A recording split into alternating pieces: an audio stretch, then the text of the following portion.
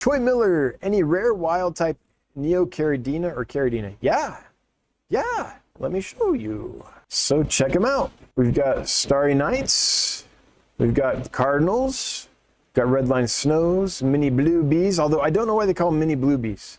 These are a red shrimp. Maybe the little bands on them are a little bit blue. Maybe that's why they call them that. And red orchids. We have some other colonies of some other species that are producing and should be available, you know, within a few months. It takes a while for them to get to numbers. Kurt Brutting, how many Betta simorum would you start with in a 10-gallon, or is that too small? No, I think you could do Betta simorum in a 10-gallon. If it's nicely planted and stuff. They're decently sized fish, though. I think like a pair would be great. One caveat here. I've only ever kept that Betta in large groups. Some Bettas can be more aggressive when there's only a pair or a trio or something than when they're in large group. 20 long, you could go a lot more than that. You could probably get like 8 in a 20 long. Ryan Radovic, my Corydoras habrosus bred Monday, but I can't find any of the eggs. Any idea on where to start looking? Java ferns were a bust. Yeah, that's what I would have said. Check the Java fern. If you have mops in there, check the mops. Maybe check up right around your filter where there's some flow.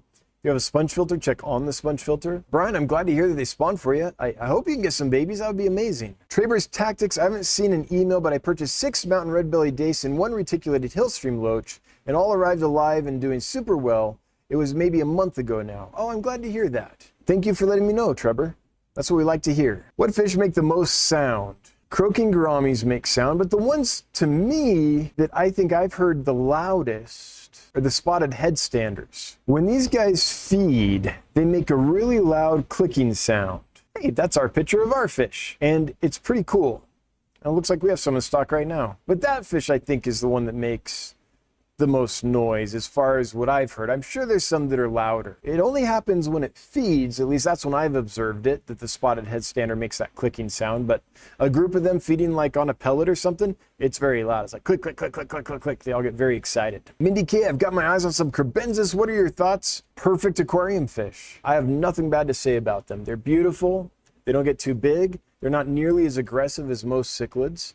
And a lot of them are really easy to breed, so you get a lot of neat behavior when they spawn. Spinster Sister, do you have a video about setting up a watering system for multiple tanks? I'm tired of hauling water in and out of buckets. I do.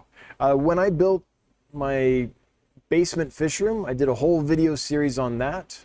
When we added the garage and built an automated water system up in the garage, did a whole video series on that. Both of those, the basement and the garage, have automated water changes. So when we built this, we did a whole video on it too. And this is basically, this warehouse, it's basically the same idea as writ large.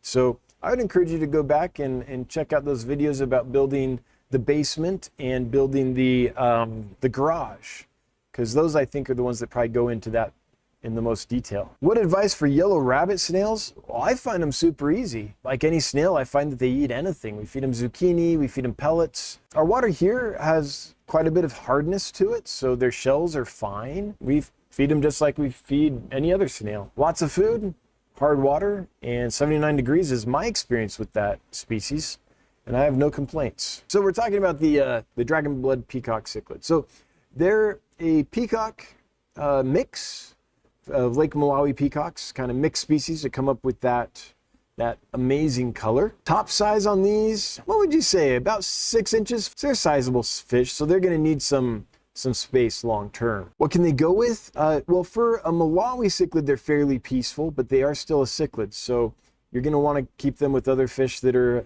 of an appropriate size and that can hold their own. If you don't have any experience with mixing haps and peacocks with other fish, then it'd probably be best to just realize there's gonna be a learning curve there. Let's put it that way. What do they eat? They eat everything. They're an omnivore. We feed them quite a bit of veggie stuff. Hardy fish, beautiful, not super aggressive for a cichlid from Lake Malawi. Todd Geis, would the electric blue jacks behind you be okay with the pearl parrot cichlids? I'm gonna say that it's something that I think would be worth trying, but I'd have a plan B ready. John Keith Gardner, would Geophagus veni be okay singularly? Yeah, I believe so. I have no reason to believe otherwise.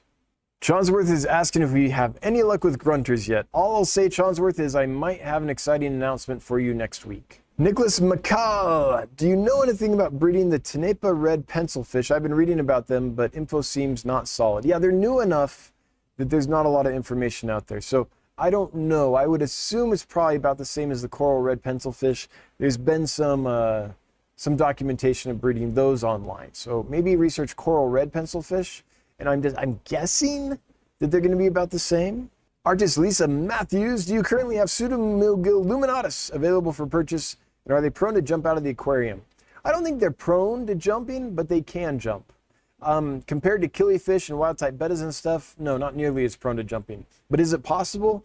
Yes. Nicholas, do you have any strong feelings on duckweed? I hate it with a passion that burns like the flames of Hades. Oh, I have very strong feelings about duckweed.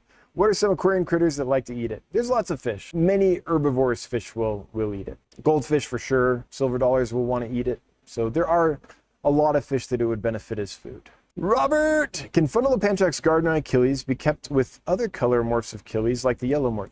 Yeah, they can be kept together for sure. We'll be back next week, same bat time, same bat channel. Some exciting announcements, hopefully, with some amazing new species that will be available. I'm very excited about this. All right, see you next week. Bye, everybody.